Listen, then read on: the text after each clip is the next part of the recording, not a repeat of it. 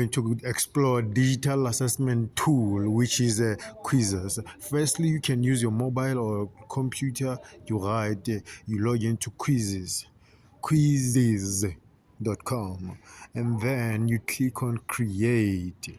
First thing you have to do is create. Once you create, this tool is quite easy to use and navigate. So now today we are going to look at the creation of a quiz.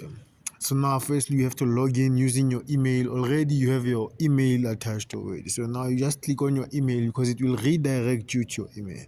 And then now these are the scores and all for kids to be motivated. This tool is very useful because you can give points or money to your student. So now first thing we do is we create, and then from creation you have to choose what type of a question are you creating. That we chose a quiz. So now for the quiz you have options also: fill in the blank, comprehension, or match the column. So now we're going to use fill in the blank, and then we select. We try here this the mistake that most people that make, to try and write their question at the top. So now you are not supposed to write your question at the top, but you have to cancel and go back.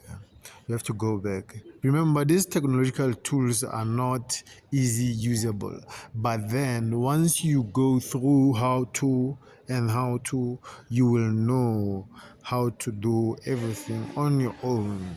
So now let's create fill in the blank. So the first thing that you do is write your question. Now we write our question.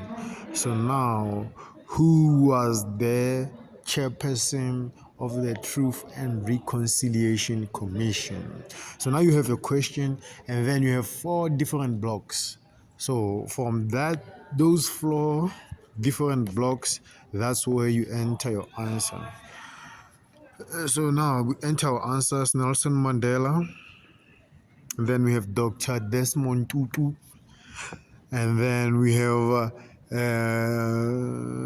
Dr. Alex Borain. You will notice that all these answers have different colors. So now, for also those students who are visually driven, you can hint them if you are a lazy teacher, but then we don't do that for us. We just want the assessment to be useful. And then you create, you publish, you create question, and then you select the correct one. So we've selected the correct one, but then this thing is only visible to the creator. So now you know which one is right, and when they click, they will have the right one. So now this goes on and on and on and on and on. So for the second question, we ask, when was the Truth and Reconciliation Commission created? So now we have the second question. So this is just an example of how to use it to assess your student, to assess your learners. So now we have different dates. Also, the colors are still varying, and then they have light. So this will be a good practice for those who are visually not okay. So now we continue, but then this is a different question. The type of question that we use now is the fill in the blank question. So now we fill in the blank, you type your question, and then on the block you where wrote there, that's where you write your answer. So now, as you go on and on and on and on, this tool is very useful, and it is advantageous to you because you will get immediate results. Again, from getting those immediate results, you can give scores.